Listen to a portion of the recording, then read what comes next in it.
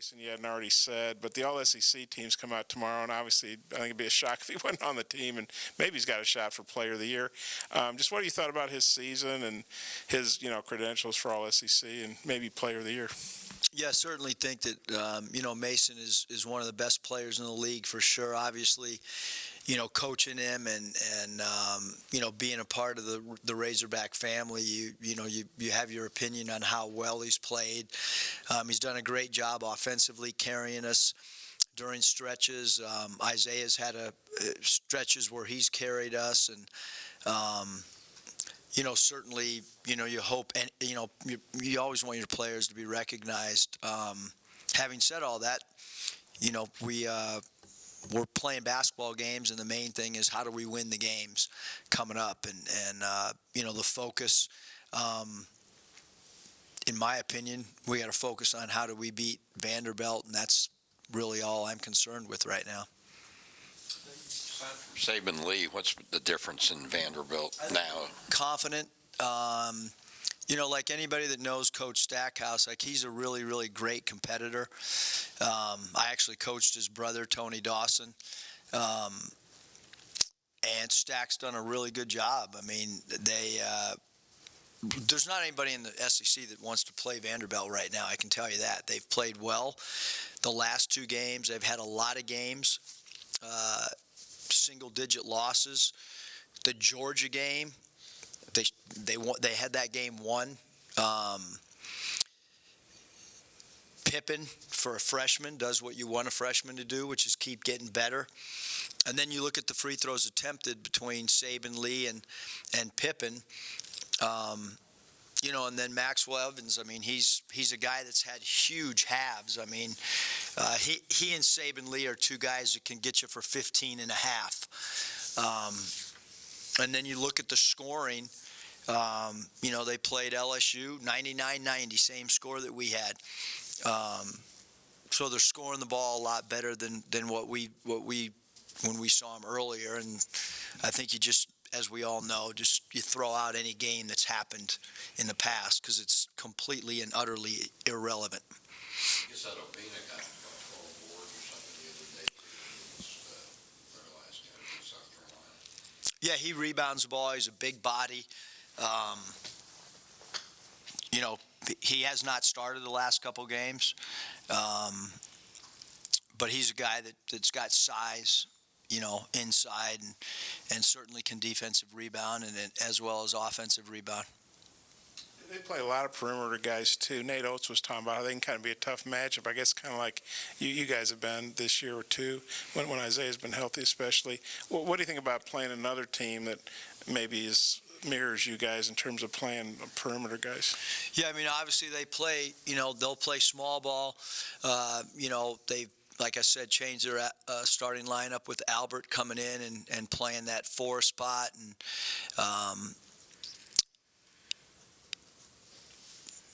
we just got to defend. They're a hard cover because you got to defend the 3 and you got to defend the dribble drive and keep them off the foul line. And your approach this week any different? I know you have to take it one game at a time, but to keep them to focus on the task at hand and not worry about 5 in 5 days. Yeah, I mean, to me we have a 1-game season. There's no. I mean, it's utterly insanity to talk about 4 games in 4 days or 5. I mean, that's ludicrous. We have 1 game, and if you don't win that 1 game, then talking about anything beyond Wednesday is senseless. So we have a 1-game season. If we're able to advance and win that game, we'll get ready for the next game, and then so on and so forth. But to do anything other than figure out how to beat Vanderbilt would not be very smart. And that's the same thing for anybody that plays on Wednesday. It's the same thing that anybody plays on Thursday. Like, if you're thinking about anything else, then, good luck to you.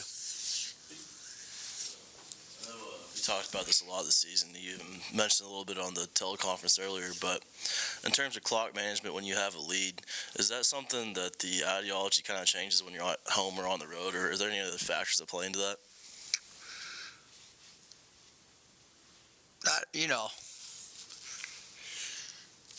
I think I don't know what the relevance of that is, other than somebody else in the conference was doing some article on it and asked me a question earlier today. But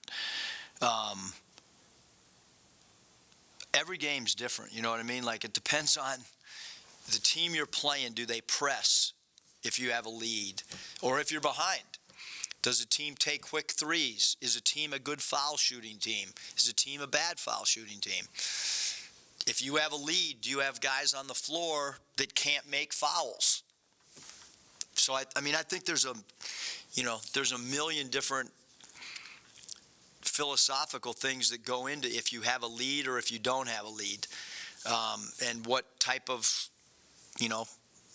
press do you have? Do you have a press that's speeds the game up, a press that fouls, a press that creates turnover? I wish I could answer it better, Pete, but I don't really know where you're going with it. In other words, if you're on the road and you're at home, if you have a lead or don't have a lead, you got to figure out how to get the thing even if you're behind, and if you're ahead, I think you got to kind of coach the way you coach, philosophically, that you feel gives your team the best advantage. I don't know if that's I don't know where. Eric, I think you won your last 3 Mountain West tournament titles, right? I think that's right. So you obviously have success winning tournaments. I know that's apples and oranges because you won the championships and you probably had the best team. But does that success help you at all in going into the tournament situation? I don't think so. I think if I was at Nevada and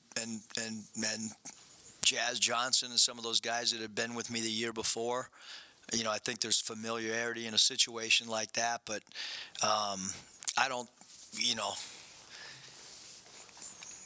think that I'm not a first-year coach. I'm not going to get all nervous and not be able to call out plays or anything because we're in a conference tournament. But I haven't been around these guys in this setting. This is our first time together doing it, and certainly I hope next year going into the SEC tournament, there's some comfort zone between some of us, players, coaches, but it's our first time doing it together, so I do think that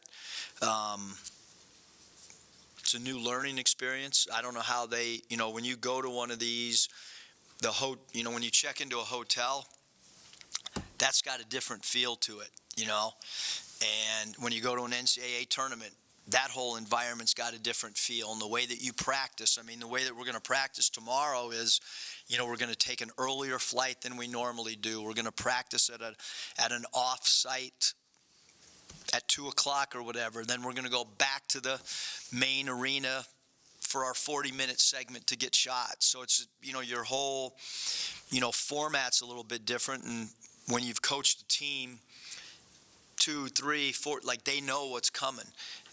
This is new for this group with me, and I do think that's it's going to be new for all of us. I do like that arena, though. I'll tell you that. Bridgestone. We won some games there before. Okay. That was the year we went to the Sweet 16. Okay, I didn't realize that. So, does that you get good Bridgestone vibes? Or? I hope so. Does that help? Did you at least have had success there? And it's my favorite building. Next to Walton Arena, of course. Yeah, exactly. Okay. And then I know you said you don't want to look ahead, but I assume you're packing through Sunday? There's more than one polo in my bag right now. Okay.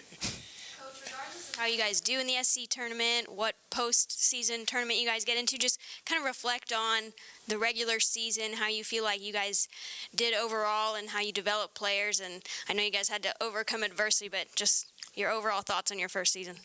Yeah, Nikki, I thought we had a really good year. Certainly we would have liked some of the games that we lost on last-second tip-ins or whatever to have different results, but I think our team played hard. I think our team developed in an identity of a team that you have to play hard against to beat. I I think we gained respect, like when we would go on the road and people would say that we're a quadrant one win, and people talked about, hey, if we win this game, it's a resume builder. I mean, all that stuff is respect. It's respect with media personnel. It's respect with opposing coaches. It's respect with opposing players. We've lost some games on the road, and teams have celebrated more than what I would expect. Having said all that, we wish we finished higher in the standings. We knew coming into this season that we had some big-time deficiencies as far as our lack of height. Some things did not go our way. Starting before we played a game, we were hopeful that Connor Vanover would have gotten. And it's not just that I hoped that. Connor had hoped that. His parents had hoped that. That was a big blow for us from a height standpoint. And then nobody would expect, one of your top players and one of the top shooters, in the country to be out for 5 games when you already have a shorter roster. And so when you put all those factors in, really proud of how our guys played in the regular season. And, now we're in these situations where, they're kind of one-game seasons. And I'm hopeful that we can play well against Vanderbilt, because I know if we don't play well, like I know now, like watching Vanderbilt's last few games this morning already, if we don't play really, really well, we're not going to win that game. We can't play a B game. We can't play a C game. We will not beat Vanderbilt unless we bring our A game, and unless we play with great discipline, unless we stay out of foul trouble.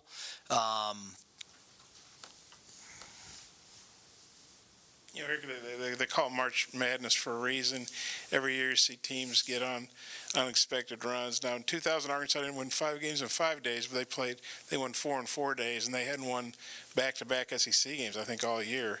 It was obviously an atypical. I think they were 7-9 that year, atypical Nolan team. So, do you think about that? Hey, it's going to be somebody somewhere. Why not us in Nashville? I mean, what's your thought on that? Yeah, I mean, really, Bob, I'm not just saying it because you guys are here. I had a meeting this morning with our staff, and it was like, look, between now and when the game ends against Vanderbilt, I don't want anybody talking about anything other than how do we beat Vanderbilt. That's how much respect I have for them. That's how I feel, how well they're playing. I don't even know who would play in the next game. And I don't want anyone on our staff thinking about that. I don't want any of the players. Because if we don't, I'm just going to keep saying it because I'm not saying it to say it. It's the truth. Vanderbilt's playing good basketball. They get to sleep in their own beds. They're not traveling. This is a problematic game in a lot of ways. You want me to tell you who you guys play next, or you just want to? Yeah, you can. I'm not going to really. You're playing South Carolina. Okay. If you win, you or Vanderbilt will play South Carolina. Okay, there you go. That's fair. I don't want to assume anything. So. Anything else for Coach? So one thing about Mason, I know you probably don't want to talk too much about him, but what's been the most impressive thing about his season to you? I think just his development of versatility from an offensive standpoint. When we watched film of him last year, you could see that he could score the ball, but just the versatility. We started the year off where he was like a screen setter in pick and pop situations. I thought he did a great job of accepting his role of playing that power forward spot for us for much of the year until of late. Being a ball hand, I think his ball handling skills have improved dramatically. I think last year he showed flashes of being a really good passer, but now he's played a lot of point forward for us. So I think versatility, handling the ball, versatility, scoring the ball in different areas, his ability to draw fouls has been huge, and that's kind of grown as the season's progressed. The referees respect his ability to lift defenders and get guys off the ground and to draw contact. And he's had a fabulous year offensively for sure, without a doubt, and he's one of the best offensive players in the country. He surprised you? I mean, like if somebody would have told you in September he would have this kind of year, what would you have said? Yeah, I mean, I think anytime you see a player that averaged, he and Isaiah were right around that 14, 15 point, area scoring, and especially when Isaiah was out for 5 games, we really, really needed Mason to step up and have a much bigger role than any of us could have envisioned, because obviously Isaiah is a guy that scores the ball, and he stepped up and delivered. And it's hard on a player too when you're the focal point of an opposing team scouting report. And look, I went and gathered as many scouting reports as I could on Arkansas when I got the job. I didn't get any or ask anybody in the conference because I knew that nobody would share that. But I certainly got a lot of non-conference scouting reports on Arkansas. And look, the bottom line is everybody that who I talked to and gathered reports, I mean, Daniel was the focal point. And so then you don't know how other guys are going to respond when they become the focal point. And certainly think that Mason and Isaiah have done a great job with an added burden of them drawing tough defensive assignments every night and tough defensive schemes geared towards an individual or both of them.